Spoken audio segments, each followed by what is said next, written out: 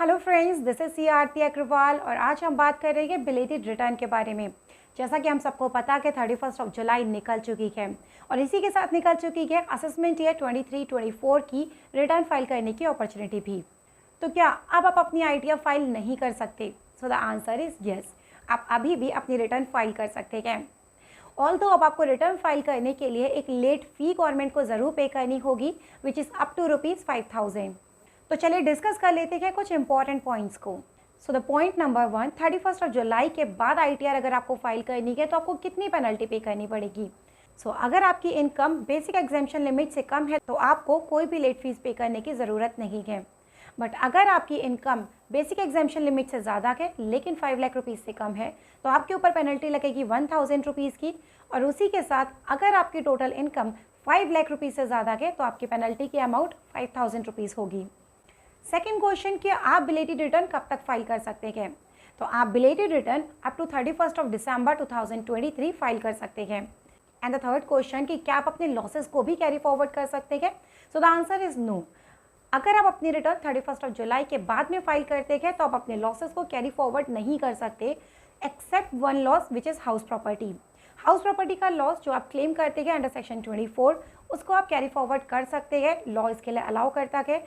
इसके अलावा अगर आपका बिजनेस का लॉस या कैपिटल लॉस होता है तो उस लॉस को आप कैरी फॉरवर्ड नहीं कर सकते हैं। चलिए चलते हैं स्क्रीन की तरफ और वहाँ चल के देखते हैं कि कैसे आप अपने बिलेटेड रिटर्न को फाइल कर पाएंगे और कौन कौन से पॉइंट्स को आपको ध्यान में रखना होता है। लेकिन इससे पहले अगर आपने इस चैनल को सब्सक्राइब नहीं किया है तो इस चैनल को सब्सक्राइब ज़रूर कर दीजिएगा। तो अपनी बिलेटेड रिटर्न फाइल करने के लिए सबसे पहले आपको करना है लॉगिन और लॉगिन करने के बाद में आपको जाना है ई फाइल पर, इनकम टैक्स रिटर्न पर and file income tax return पे। यहाँ से आप अपना असेसमेंट ईयर सेलेक्ट करेंगे, ऑनलाइन मोड को सेलेक्ट करेंगे और क्लिक करेंगे कंटिन्यू पर।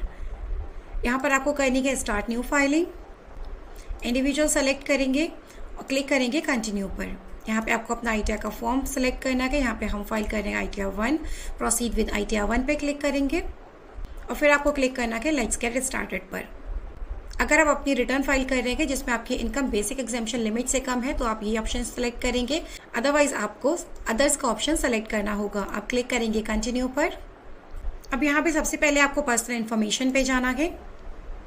पर्सनल इन्फॉर्मेशन में जाने के बाद आप अपनी सारी डिटेल चेक कर लेंगे, कॉन्टैक्ट डिटेल चेक कर लेंगे, नेचर ऑफ एम्प्लॉयमेंट आपके केस में जो वो आप सेलेक्ट कर लीजिएगा। मैंने अदर सेलेक्ट किया है बिकॉज प्राइवेट एम्प्लॉय है। साथ ही अब आपको यहाँ पे फाइलिंग सेक्शन बहुत ध्यान से चूज करना होगा। अब आपका फाइलिंग सेक्शन होगा 139(4) का, क्योंकि हम रिटर्न फाइल कर रहे हैं belated return file after due date. इसको सेलेक्ट करने के बाद में आपको यहाँ पे अपनी बैंक डिटेल्स चेक कर लेनी है, बैंक्स को ऐड कराना है और किसी एक बैंक को प्री वैलिडेट जरूर कराना है, साथ ही सेलेक्ट फॉर रिफंड भी करना के। अब आप क्लिक कर देंगे कंफर्म पे। सो बेसिकली जो भी हम रिटर्न फाइल कर रहे हैं वो सेम है जैसे ओरिजिनल रिटर्न फाइल होती है, सिर्फ इतना डिफरेंस है कि यहाँ पर हमको सेक्शन फाइलिंग सेक्शन लेना है 139(4) का। अब यहाँ पे हम ग्रॉस टोटल इनकम अपनी एंटर कर देंगे। जो हमारी अदर इनकम आ रही है वो AIS से उठ के आ रही है, बाकी जो भी आपकी इनकम है उसको आप यहाँ पे एंटर कर सकते हैं। साथ ही अपनी AIS की इनकम को भी वेरीफाई कर सकते हैं। तो सैलरी के एग्जेम्पशन को हम यहाँ पे स्किप कर देंगे क्वेश्चंस को। अब हमें यहाँ पे अपनी डिटेल डालनी है। अगर हमारी इनकम फ्रॉम सैलरी है 2,50,000 रुपीज़ की तो यहाँ पर आपको स्टैंडर्ड डिडक्शन मिल जाएगी 50,000 रुपए की और साथ में आपकी income chargeable under the head of salary आ जाएगी 2 लाख रुपीज़ की। आप यहाँ पे इसे कंफर्म कर देंगे। अगर आपकी कोई भी डिडक्शन है सेम जैसे आप ओरिजिनल रिटर्न में डालते हैं उसे आप यहाँ पे एंटर करा देंगे। एंटर करने के बाद में आपको इसे कंटिन्यू कर देना है और आप इसे कर देंगे कंफर्म। अब आपका यहाँ पे टैक्स पेड अगर कोई भी TDS, TCS, एडवांस टैक्स या सेल्फ असेसमेंट टैक्स कुछ भी होगा वो यहाँ पे रिफ्लेक्ट कर जाएगा। एक बार उसकी डिटेल्स को चेक करने के बाद में आपको फिर से कंफर्म पे क्लिक कर देना है। अब यहाँ पे आपकी टोटल टैक्स लायबिलिटी आ जाएगी।